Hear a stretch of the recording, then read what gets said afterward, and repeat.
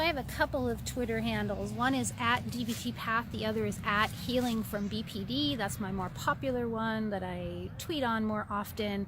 So on Healing from BPD Twitter, I tweeted a little bit earlier today about what is the most difficult aspect of having borderline personality disorder or BPD traits. And there were some really interesting things that came in as a response. And then I engaged with my Twitter followers and asked them what they're doing in their lives to skillfully cope with those distressors. And we had some really good conversations. So you may want to go check out my Twitter handle at Healing from BPD and look at some of that.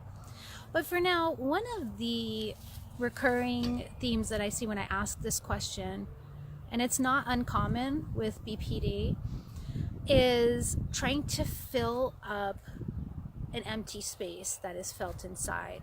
So feelings of emptiness, feelings of disconnectedness is common for a lot of people who have BPD.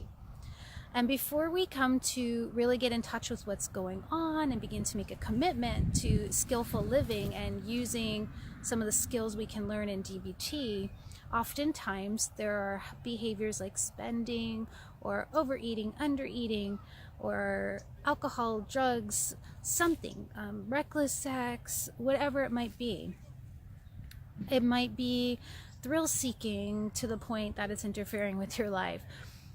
It all comes down to how our nervous systems are wired, oftentimes, not for everyone, but frequently, having to do with past trauma or really intense past events that affect how we react today when things come up. And if we didn't have the skills that are taught in DBT modeled to us, if we didn't have them taught to us, which many people who have BPD did not, how are we supposed to know any better? So I was really hard on myself when I first got into DBT because it seemed so, at that point, obvious, the skills that they were teaching. It seemed like it was adulting 101, and I felt really dumb that those very basic things were things that I did not know. But then I brought in self-compassion. How was I supposed to know that if it was never taught to me by my parents or my caretakers, right?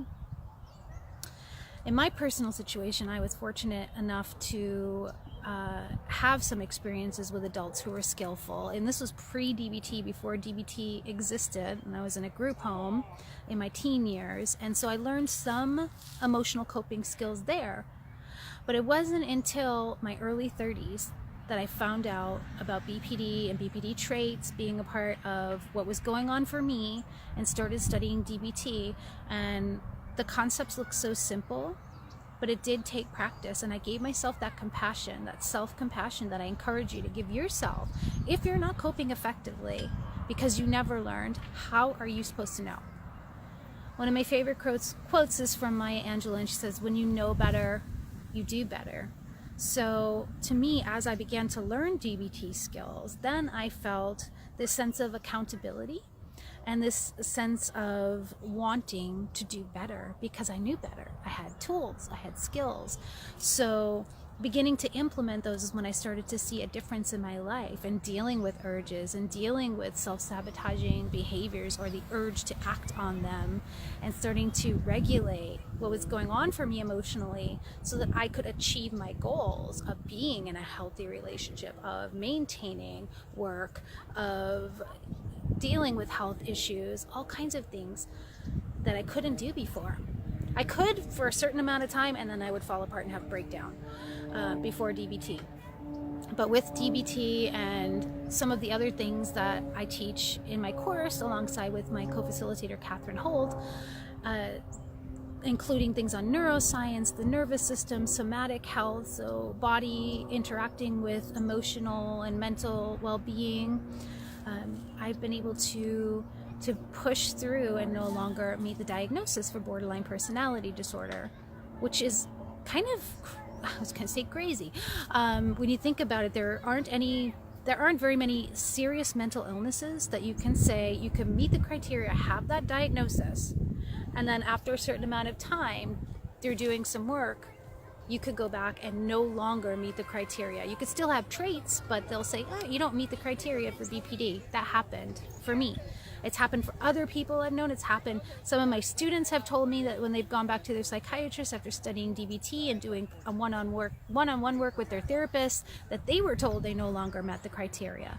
So it is possible. This is not a life sentence. And I just want to encourage you to consider doing this work, coming to emotionallysensitive.com, joining our DBT Path community within that school.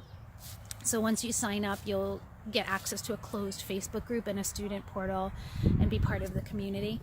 And study skills with us, get weekly homework feedback, weekly questions answered, and some experiences in between classes each week that will be posted that will take you deeper and hopefully enhance and enrich your experience that much more. So thank you for your time, and I really hope to see you in class. Head on over to emotionallysensitive.com right now to sign up. See you there.